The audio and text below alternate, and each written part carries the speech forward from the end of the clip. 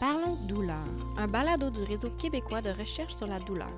À chaque épisode, on discute avec des mots simples des dernières avancées avec des invités du milieu de la santé et de la recherche.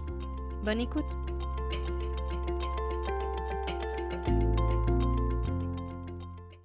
Bonjour et bienvenue dans ce nouvel épisode de Parlons douleur du réseau québécois de la recherche sur la douleur. Je m'appelle Frédérique Dupuis, je suis physiothérapeute et étudiante au doctorat à l'Université Laval sous la supervision du professeur Jean-Sébastien Roy. Aujourd'hui, je me trouve au Congrès mondial sur la douleur lombaire et pelvienne qui se déroule à Melbourne, en Australie. C'est un congrès qui s'intéresse particulièrement aux nouvelles avancées liées à la douleur dans la région lombaire et du bassin. Notamment, on peut retrouver des présentations qui visent à mieux comprendre l'origine des douleurs, à connaître les meilleurs traitements possibles en réadaptation et en chirurgie, ainsi qu'en discutant de nouvelles technologies disponibles pour le diagnostic et le traitement de ces conditions. Dans cet épisode, je vais interroger quelques étudiants et chercheurs qui sont également présents à cette conférence pour connaître les dernières avancées de la recherche sur les différents thèmes liés à la douleur lombaire et pelvienne. Ma première invitée, c'est Claudia Côté-Picard, physiothérapeute et étudiante au doctorat à l'Université Laval, sous la supervision du professeur Hugo Massé-Allaré. Claudia travaille principalement sur le traitement en réadaptation des douleurs aiguës et plus précisément sur les approches en physiothérapie utilisées lors d'un épisode qui est récent de douleur au dos. Donc, Claudia, merci d'être avec moi aujourd'hui. Qu'est-ce qui t'amène à cette conférence à Melbourne? Oui, alors, ce qui m'amène à cette conférence, c'est parce que moi, en fait, comme tu l'as dit, mon principal champ de recherche est sur la douleur au dos.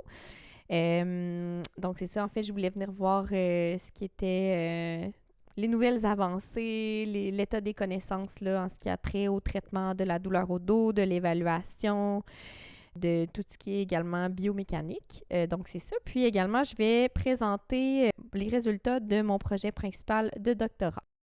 Est-ce que tu peux nous expliquer un peu le projet que tu viens présenter? En fait, moi, je m'intéresse à l'effet de différentes interventions non pharmacologiques qu'on peut utiliser en physiothérapie avec des personnes qui se présentent avec un épisode aigu de douleur lombaire, donc de douleur au bas du dos. Donc, plus précisément, je m'intéresse aux personnes qui ont une douleur depuis moins de 6 semaines, une douleur non spécifique, donc qui n'ont pas de signes de pathologie grave. Peut-être qu'on pourra en discuter plus tout à l'heure. Donc, c'est ça. Moi, je m'intéresse principalement à l'effet de la chaleur et des exercices en lombalgie aiguë.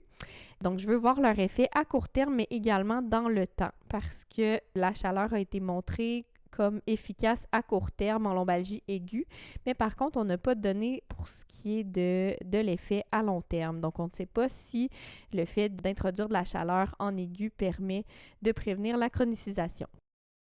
Quand tu nous parles de l'efficacité de la chaleur et des exercices, est-ce qu'on parle de douleur, de fonction? Comment vous décrivez un peu l'efficacité? Qu'est-ce qu'on veut aller chercher avec ces interventions-là?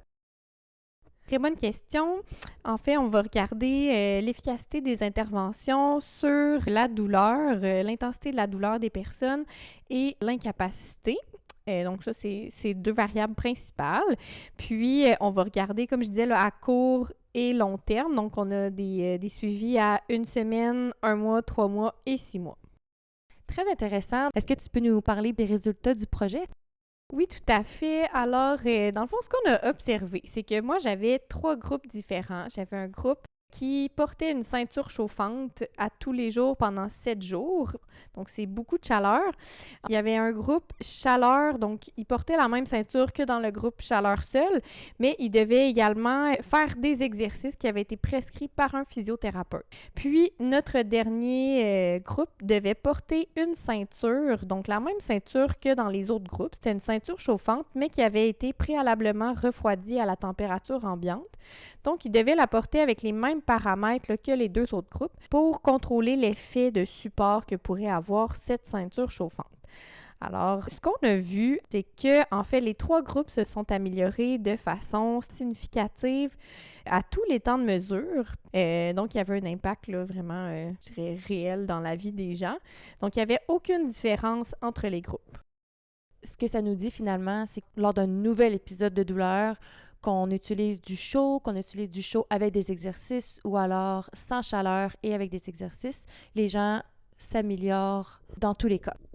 Ça suit la trajectoire naturelle là, d'évolution de la lombalgie aiguë. Donc, dans la littérature, on a vu que les personnes qui ont une douleur récente au dos vont naturellement s'améliorer. Donc, c'est positif. En fait, là, pour les cliniciens, c'est important de rassurer les patients quant au bon pronostic, puis de s'en tenir à un traitement qui est minimal. Donc, donner des conseils de base, essayer de gérer la douleur présente.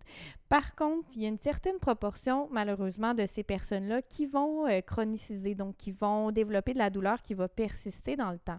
Alors, c'est important en aigu d'essayer de dépister ces personnes-là, puis on peut adapter notre intervention en fonction de ce risque-là. Alors, par exemple, les personnes qui présentent un plus haut risque de chroniciser, il va falloir avoir une intervention un petit peu plus intensive, un suivi un petit peu plus rapproché en début de douleur lombaire afin d'éviter la chronicisation. Super, merci beaucoup pour tes réponses. Ça m'a fait plaisir. Au revoir. Donc, ma prochaine invitée, c'est Marie-Pierre Cyr. C'est une chercheure postdoctorale à l'Université de Queensland en Australie, dans le laboratoire de Paul Hodges. Merci Marie-Pierre d'être présente avec moi. Est-ce que tu peux te présenter pour nos auditeurs? Bien, merci Frédéric de m'avoir invité pour faire partie du balado. Donc, moi, mon nom est Marie-Pierre Cyr, je suis physiothérapeute de formation. Puis, bien moi, après ma formation à l'Université de Sherbrooke, j'ai poursuivi en recherche, fait une maîtrise et un doctorat recherche avec professeur Mélanie Morin et professeur Chantal Dumoulin à l'Université de Sherbrooke. Puis, mon sujet était de comprendre la douleur lors des relations sexuelles après un cancer gynécologique chez les femmes. Donc, on a utilisé plusieurs techniques d'évaluation pour mieux comprendre l'implication des muscles du plancher pelvien dans la douleur. Puis, on a aussi fait une étude pilote pour évaluer les effets d'un traitement en physiothérapie chez cette population-là. Moi, pendant mes études en recherche, j'ai fait le micro-programme en rééducation périnéale et pelvienne à l'Université de Montréal. Donc, c'est un programme d'environ de 2 ans et demi à temps partiel, où est-ce qu'on aborde tous les sujets en lien avec la santé pelvienne chez les femmes et les hommes. Puis, eh bien, à partir de ma formation, ce que j'ai lu en recherche et tout, je voyais que le domaine en santé pelvienne chez les hommes était plus limité. Donc, c'est la raison pour laquelle j'ai rejoint le laboratoire de professeur Paul Hodges à Brisbane, à l'Université de Queensland, pour justement plus comprendre les problématiques chez les hommes. C'est super intéressant. Qu'est-ce qui t'amène à Melbourne, à cette conférence-là? Eh bien, nous, on a réalisé dans la dernière année une revue systématique parce qu'on s'est intéressé au système de classification de la douleur pelvienne chronique chez les hommes parce qu'il y a plusieurs systèmes de classification qui existent. Ces systèmes-là sont utilisés pour nous aider à guider le diagnostic, comment est-ce qu'on devrait évaluer les patients et c'est qu'est-ce qui devrait nous aider même à guider le développement d'interventions pour que ça soit personnalisé. Et ce qu'on se rend compte, c'est que la douleur chez les hommes, auparavant, c'était vu comme la conséquence d'une infection bactérienne. Donc, rapidement, le premier traitement qu'on pouvait penser à prescrire pour les hommes était des antibiotiques, ou c'était davantage pharmacologique. Et ce qu'on s'est rendu compte, c'est que la plupart des hommes ne répondent pas bien à ce genre de médication-là, qu'il y ait une infection au niveau de la prostate ou non, qu'il y ait ce genre de biomarqueurs-là. Donc, on s'est dit, bien, coudonc, peut-être qu'on passe à côté de quelque chose. Donc, c'est pour ça que nous, on s'intéressait au système de classification, parce que peut-être que les systèmes de classification qu'on utilise aujourd'hui, là, je vais mentionner celui qu'on entend le plus parler, là, le NIH, qui est davantage basé sur s'il y a une présence de bactéries ou la présence d'inflammation. C'est à partir de ça qu'on peut prescrire des traitements. Mais ce qu'on se rend compte, c'est que peut-être que cette classification-là, elle est un peu limitée. Il faut peut-être se concentrer sur d'autres aspects qui pourraient expliquer la douleur. Donc, on a fait cette revue systématique-là et ce qu'on a découvert, c'est qu'il y a en fait 22 systèmes de classification qui ont été faits et ils avaient en fait plusieurs différents objectifs. Mais en gros, c'est que ces systèmes-là, il y avait plusieurs choses qu'ils voulaient faire. Il y en a que c'était pour nous aider à guider le diagnostic ou le diagnostic différentiel. Et il y en a d'autres que c'était davantage d'identifier des paramètres ou des caractéristiques qui peuvent nous aider à mieux comprendre les mécanismes de la douleur pour nous aider à mieux guider les traitements. Alors qu'il y en a d'autres que qu'est-ce qu'ils ont fait, c'est qu'ils ont recruté des cohortes d'hommes avec des douleurs. Et ce qu'ils ont fait, c'est qu'ils ont évalué plusieurs paramètres, que ce soit au niveau du système neurologique, musculaire, psychologique, sexuel.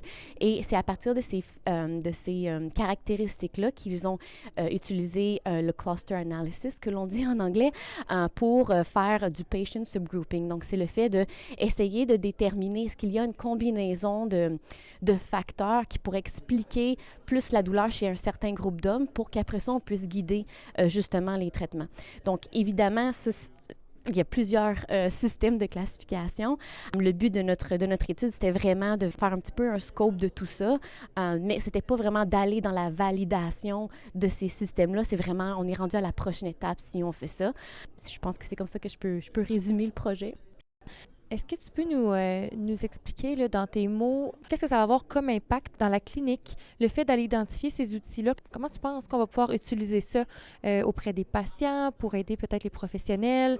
Quel est l'impact, disons, visé de tout ça?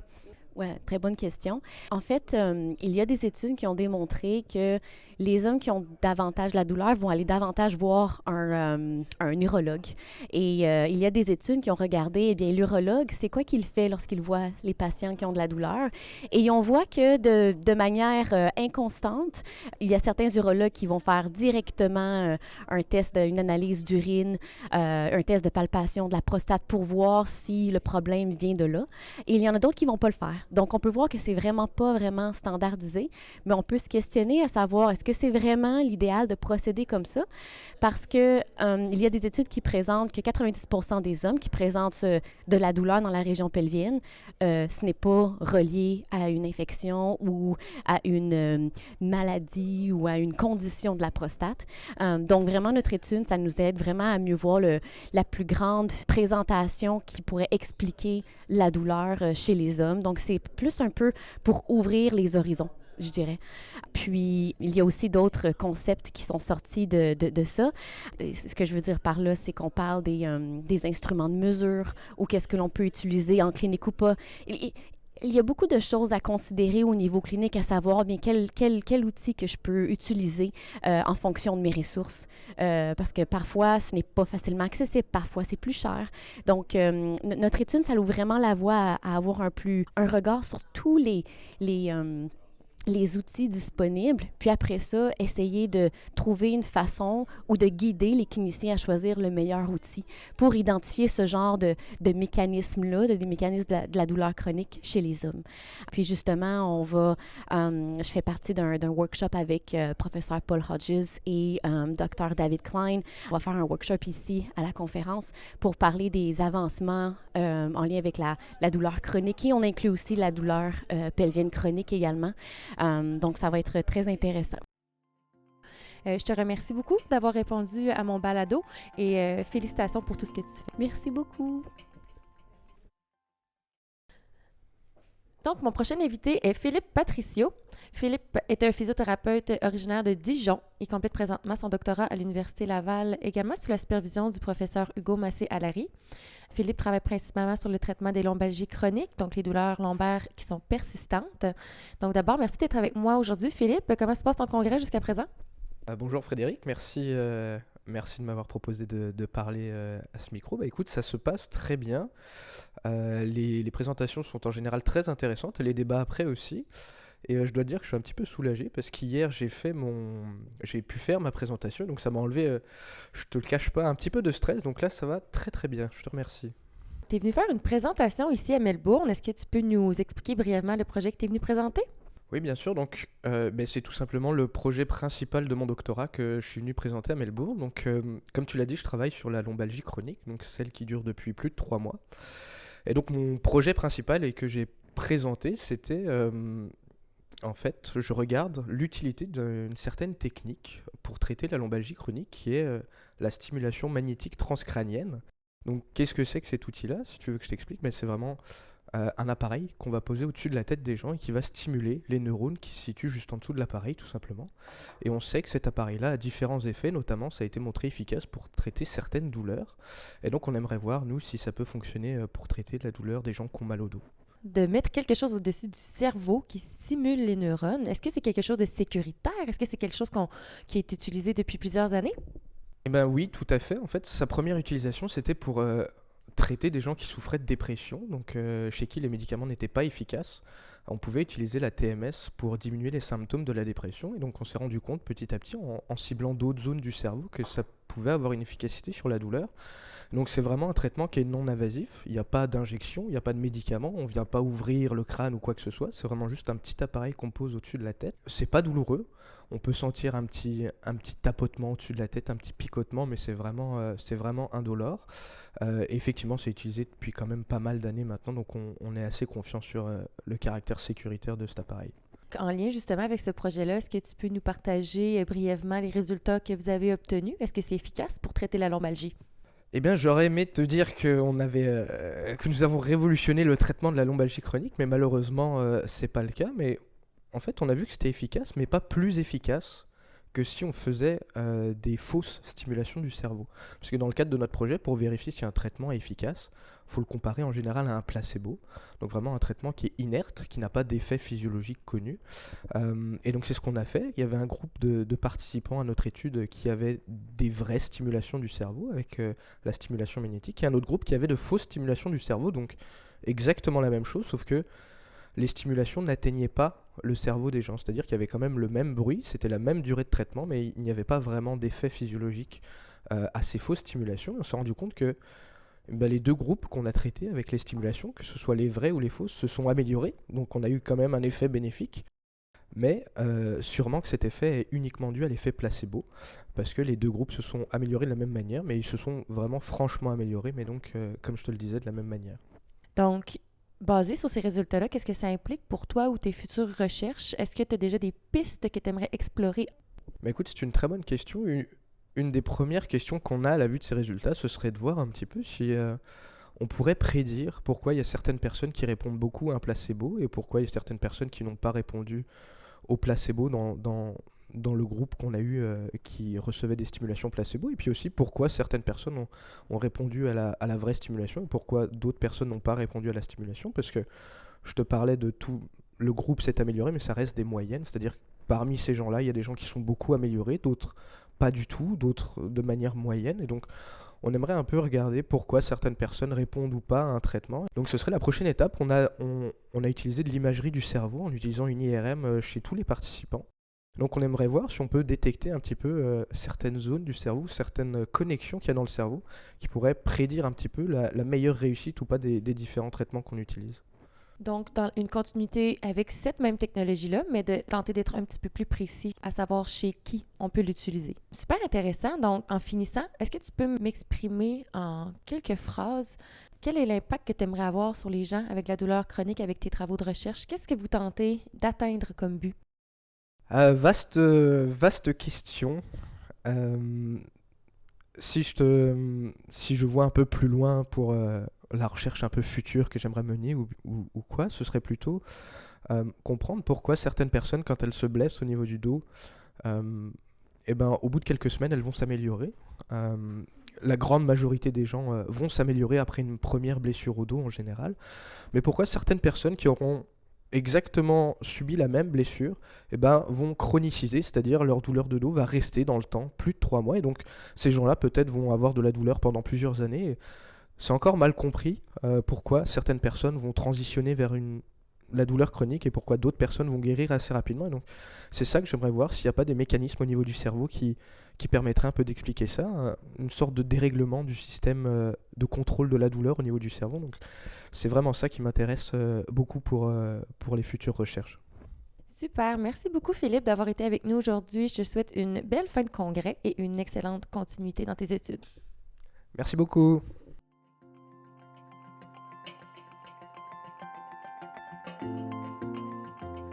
Donc, mon dernier invité, c'est Hugo Massé-Allary, qui est professeur au département de réadaptation de l'Université Laval et chercheur au CIRIS à Québec. Donc, Hugo se trouve à Melbourne avec nous aujourd'hui. Donc, merci Hugo de participer à mon podcast. Comment se passe ton congrès jusqu'à maintenant? Ça se passe très bien, merci, c'est très intéressant. Et qu'est-ce qui t'amène ici? Est-ce que tu es venu présenter des résultats de tes projets? Je sais que tu travailles beaucoup en lombalgie, notamment les gens avec les douleurs aiguës, les douleurs chroniques. Est-ce que tu es venu nous présenter certains résultats récents? Oui, en fait, tu as raison, je travaille beaucoup en prise en charge à lombalgie, donc on est venu présenter des résultats récents d'essais cliniques qu'on a terminés dans le laboratoire. Oui, puis quand tu nous dis « on », je pense que j'ai interviewé tes 2 étudiants un peu plus tôt, donc des étudiants dans ton laboratoire Neurodo, qui sont tous venus présenter également. Et si je te demande un bref résumé, disons, du projet que tu es venu présenter aujourd'hui? Oui, donc j'ai présenté les résultats d'une étude pilote, donc c'est un petit essai clinique. Puis le but, c'était de tester si la physiothérapie, on va dire, bonifiée d'une intervention un petit peu plus sur des facteurs psychologiques et sociaux permettait d'améliorer la douleur et les incapacités des personnes qui ont de la douleur lombaire. Et si on parle un peu plus des résultats qui concernent ce projet-là, est-ce que ce type d'intervention-là a démontré des effets supérieurs? Qu'est-ce qu'on peut retirer des résultats de votre étude? Bien, les résultats, le but principal, c'était de voir si c'était faisable. Donc, on a démontré que la faisabilité d'un tel essai clinique, donc c'était possible de continuer avec un plus gros essai éventuellement. Puis au niveau des résultats, donc qu'est-ce qu'on a remarqué, c'est que ce type de physiothérapie augmentée, on va dire bonifiée, semblait efficace pour améliorer la douleur, diminuer l'incapacité des personnes, donc leur capacité à fonctionner au quotidien, puis améliorer aussi certains facteurs psychologiques. Donc, après ça, on a comparé aussi avec un groupe de physiothérapie plus, disons, conventionnel, si on pourrait dire. Les effets, pour l'instant, étaient similaires, mais il y avait peu de personnes là, pour conclure de qu'est-ce qui était le meilleur entre ces 2 types de physiothérapie-là. Et quand on parle de l'intervention qui était bonifiée, est-ce que tu peux nous donner 1 ou 2 exemples d'interventions qui étaient, disons, nouvelles ou qui étaient juste présentes dans le groupe que vous testiez? Oui, le groupe bonifié donc avait une formation de 2 jours donc avec un physiothérapeute expert dans ce type d'intervention-là. Donc, le but, c'était d'être capable de bien identifier les obstacles à la récupération ou au mauvais pronostic. Ça veut dire qu'on sait qu'il y a certains facteurs, des personnes qui ont des symptômes dépressifs ou qui ont beaucoup d'anxiété, par exemple, ou qui ont peur de bouger. Donc, eux, habituellement, ces personnes-là pourraient moins bien répondre au traitement, donc ou avoir de la douleur encore importante dans le futur. Donc, la formation était sur l'identification de ces facteurs-là, puis de différentes interventions pour améliorer la prise en charge, comme comment faire un bon lien avec le patient, entre autres, comment reprendre progressivement le mouvement, donc des mouvements que les personnes avaient peur de faire, par exemple à cause de la douleur. Beaucoup d'éducation sur la douleur, donc la neuroscience de la douleur. C'est le type d'intervention qui pouvait être appris lors de la formation. Super intéressant. Donc, on parle encore d'améliorer les services de physiothérapie pour encore plus réduire les douleurs. Je souhaite éventuellement qu'on puisse améliorer tout ça. Un des problèmes présentement, c'est qu'on a des interventions, mais ils ont relativement peu d'effets au niveau de la douleur, puis même la capacité à fonctionner. Pour les personnes qui ont des maux de dos là, qui sont chroniques, donc qui persistent dans le temps. Donc, le but, c'est d'améliorer l'effet des traitements, donc optimiser les effets pour que les personnes on puisse avoir un meilleur effet lorsqu'on les traite pour qu'ils puissent reprendre, avoir une meilleure qualité de vie puis reprendre des activités qui sont importantes pour eux. Donc, merci beaucoup, Hugo, d'avoir été avec moi aujourd'hui, puis je te souhaite une très belle fin de congrès. Merci beaucoup. Bonne fin de congrès à toi aussi. Alors voilà, c'est ce qui conclut l'épisode d'aujourd'hui pour le balado Parlons douleur. Je m'appelle Frédérique Dupuis, étudiante au doctorat, et j'étais présente au Congrès international de la lombalgie et de la douleur pelvienne à Melbourne, en Australie. J'espère que vous avez apprécié les discussions avec nos invités. Pour ma part, j'en retiens que beaucoup d'efforts sont mis pour une meilleure compréhension des douleurs lombaires ainsi qu'une meilleure intervention en physiothérapie, que l'on parle des interventions en situation aiguë, de l'utilisation de nouvelles technologies pour le traitement ou alors même d'améliorer directement les services de physiothérapie en clinique. Tous les chercheurs et étudiants se mobilisent vers un même but, qui est d'améliorer la qualité de vie des gens qui souffrent de ces troubles. Merci et à la prochaine. Merci d'avoir écouté Parlons douleur. N'hésitez pas à vous abonner pour ne pas manquer un épisode et à partager le balado avec vos amis. Pour plus d'informations, visitez notre site web rqrd.ca ou encore notre chaîne YouTube en cherchant Réseau québécois de recherche sur la douleur. À la prochaine!